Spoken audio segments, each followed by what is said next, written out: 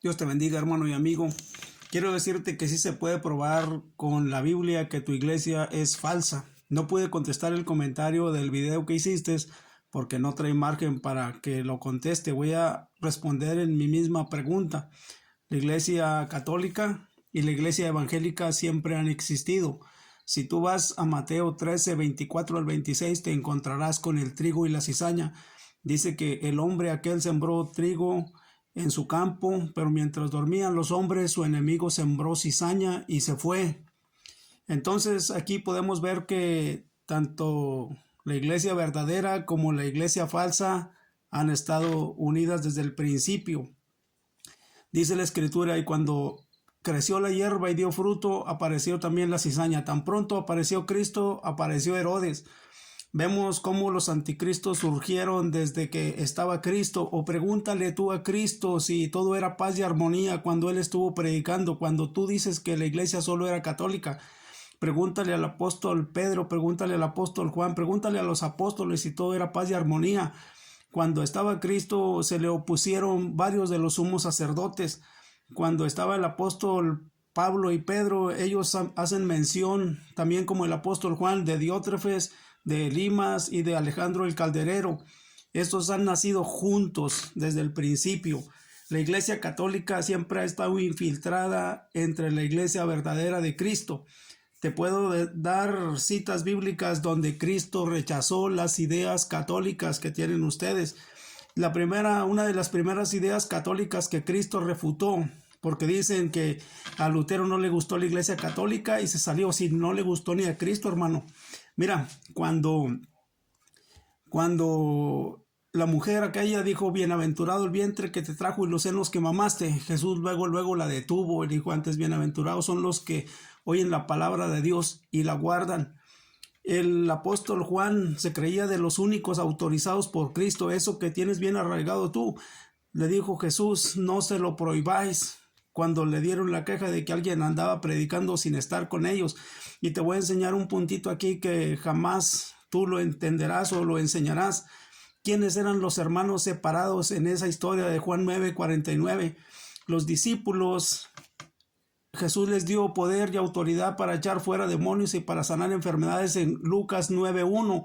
En el 9:40 no pudieron expulsar un demonio y en el 9:49 le andaban prohibiendo al que sí los andaba expulsando.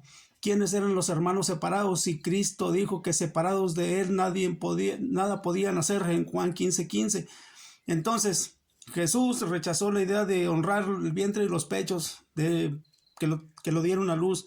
Jesús reprendió la idea de creerse los únicos autorizados por Cristo. Y si le sigues en el 9:53 por ahí de Lucas, te vas a dar cuenta que los apóstoles querían que descendiera fuego del cielo y que matara a aquellos que no quisieron recibir a Jesús. Así, igualito como tú quieres que Dios mate a los que no quieren comerse tu galleta. Entonces, esas ideas católicas Jesús las rechazó y las sigue rechazando. Que tú las hayas hecho doctrina y que porque ustedes se hayan adueñado de la Biblia y se hayan adueñado de los tesoros de los judíos es otra cosa. Pero Jesús rechazó esas ideas. Si nosotros podemos ver en el Apocalipsis, el apóstol Juan se inclina 2 veces para adorar a un ángel de verdad. ¿Y sabes qué hizo el ángel? Las 2 veces le quitó las ideas católicas que traía Juan. Entonces, ¿qué me estás diciendo tú, hermano, que no se puede probar con la Biblia si Cristo la rechazó? Cristo rechazó tu iglesia. Ahora, te estoy diciendo que el trigo y la cizaña nacieron juntos. Tú dices y tienes en la mente que todo era paz y armonía en la iglesia católica y que era iglesia católica y no había nadie más. Las iglesias, las 7 iglesias, mira, en las 7 iglesias está la doctrina de Balaam, la doctrina de Jezabel, la doctrina de los Nicolaitas, estaban los falsos apóstoles, los falsos judíos. ¿Cómo me vienes a decir que el despapalle o el desastre lo comenzó Martín Lutero? No seas mentiroso, no digan mentiras, no se crean de esta persona que está diciendo que nadie le puede mostrar. Yo te puedo mostrar también con la Biblia cómo nació tu iglesia católica. Mira, hay algo que no sabes tú. Jeremías 1, 18 y 19, a Jeremías se le pone como columna, como pared y como ciudad fortificada. Ese versículo está paralelo a Mateo 16, 18. Sobre esta roca edificaré mi iglesia y las puertas del Hades no prevalecerán contra ella. Fíjate bien, Jeremías 1, 18 y 19, Mateo 16, 18, pero en Lucas 16, del 1 al 8, viene el nacimiento de la iglesia católica. Había un hombre que tenía un mayordomo. Este mayordomo es lo mismo que los obreros de la viña. A los obreros de la viña que se le iba a quitar la viña y se le iba a dar a otros, ahora está representado por un mayordomo infiel. El mayordomo infiel, ustedes dicen que la iglesia católica se le quitó el reino a los judíos y se le dio a la iglesia católica, lo cual es una vil mentira.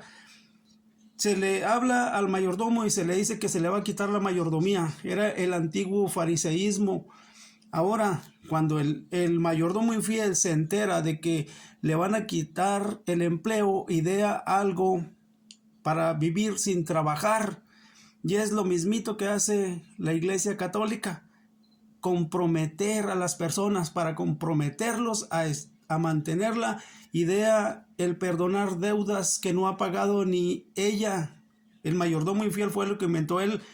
No había pagado lo que él había estafado y ahora andaba perdonando deudas que no había pagado ni él ni le debían a él. Comenzó todo así. ¿Cuánto debes a mi amo? Un confesionario, un falso confesionario. Entonces, ¿verdad que es muy fácil decirle a las personas tus pecados te son perdonados, pero es muy difícil levantar al paralítico para demostrar que se tiene poder para perdonarlo? Jesús sanó a un paralítico. Él les dijo, tus pecados te son perdonados, pero también dijo, pues para que sepáis que el Hijo del Hombre tiene poder para perdonar pecados, dijo al paralítico, levántate y anda. Tú quieres saber si tu sacerdote tiene poder para perdonar pecados, que levante al paralítico para que tú sepas y para que yo sepa que verdaderamente tiene poder.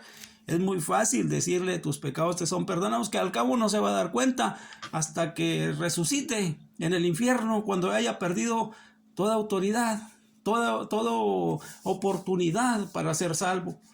Entonces, ¿qué vienes a decirme?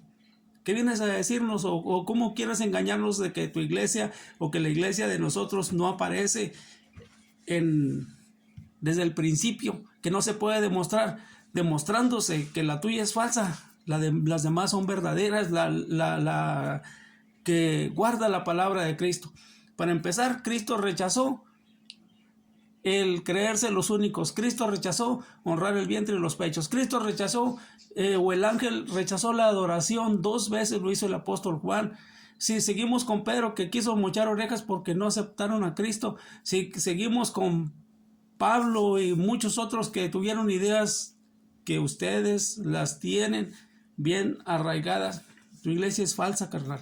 Tu iglesia no puedes defender lo indefendible. Ahora, siempre se debe tener algo para seguir demostrando. Te voy a hacer una pregunta. ¿Cristo ama a la iglesia católica? ¿Es la única amada? Tú vas a decir que sí. ¿Y por qué Cristo viene a Jerusalén y no a Roma? ¿Por qué el anticristo va a profanar el templo judío y no la basílica del Papa? ¿Por qué Cristo se va a retomar el trono de David y no la silla del Papa, como te estoy diciendo? ¿Qué diseño tiene el templo de Dios en el cielo? ¿El del templo de Salomón o el de la iglesia católica? ¿Cómo se oficiará el culto en el cielo? ¿A la manera judía o a la manera católica? Demuéstrame eso, demuéstranos eso, porque si tú dices que la evangélica no tiene salvación y que ustedes la tienen y ustedes la tienen, si nosotros no tenemos, ustedes tampoco. Ustedes se metieron en un lugar que no le corresponde. Es la iglesia católica el invitado que toma un lugar que no le corresponde en la fiesta. Ese lugar siempre será de Israel. Y la iglesia católica va a comenzar a pasar vergüenza cuando se le diga quítate y da lugar a Israel. Entonces no tienes de qué burlarte, amigo, no tienes de qué burlarte. Mira, ojalá y esto te sacuda para que veas que no eres la última Coca-Cola en el desierto. Dios te bendiga.